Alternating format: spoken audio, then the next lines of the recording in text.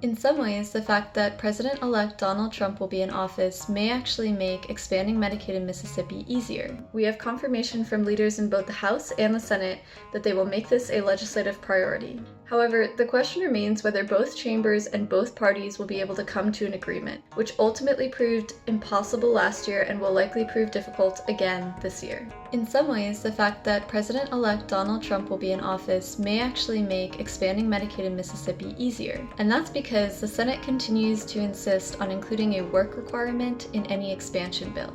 Historically, the Biden administration never approved these work requirements, but the Trump administration in years past has approved work requirements. However, the two chambers are still going to have to come to an agreement on several other key details, including the income requirement. Last year, the House proposed covering people who make up to 138% of the federal poverty level, which is about $20,000 annually for an individual. Now, that's considered traditional expansion under the Affordable Care Act. The Senate countered that and wanted to lower the income threshold to only cover people making up to 99% of the federal poverty level, which is about $15,000 annually for an individual. Ultimately, the Democrats voted against this compromise because they felt that it wasn't real expansion in any meaningful sense. The work of the legislature this year in terms of expansion will be to get not only the two chambers in agreement, but also to get the Democrats on board.